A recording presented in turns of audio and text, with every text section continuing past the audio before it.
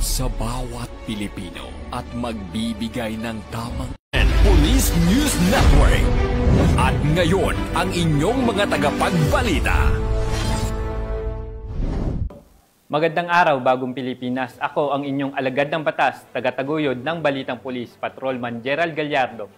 Maghahatid sa inyo ng tamang balita, kwento ng pulis at serbisyo para sa mamamayan. At ito ang PNP News Online.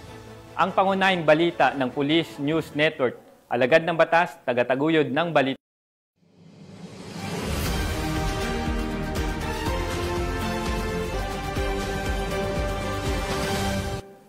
Narito ang mga balitang dapat nyong abangan.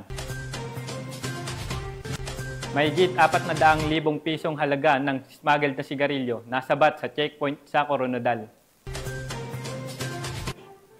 Seguridad sa rally sa Cebu City, tinutukan ng mga kapulisan sa Police Regional Office 7.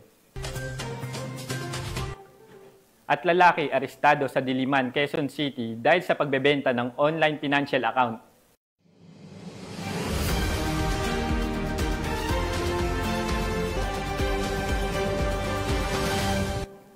Narito ang mga balitang hatid ng ating PNN correspondent mula sa iba't ibang panig ng bansa.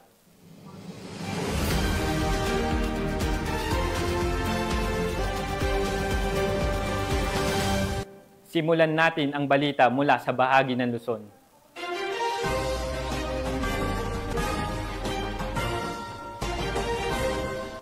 Arestado ang isang lalaki matapos mahuli sa ikinasang entrapment operation ng Quezon City District Anti-Cybercrime Team. At nakipagkasundo para sa meet-up sa isang lugar sa Maginhawa Street, Diliman, Quezon City. Dito na ikinasa ng mga tauhan ng Quezon City District Anti-Cybercrime Team ang isang entrapment operation. Matapos ma-verify na aktibo at gumagana ang ibinebentang ATM card, agad na inabot ng nagpanggap na buyer ang mark money na siyang naging hudyat para sa agarang pag-aresto sa suspect. Sa ngayon, nasa kustodiya na ng QCDAC ang suspect at nahaharap sa kasong paglabag sa Anti-Financial Account Scamming Act o AFASA. Magandang araw po sa ating lahat. Muli po ay pinapaalalahanan natin ang lahat na huwag ipagbili ang inyong mga ATM cards at SIM cards dahil ito po ay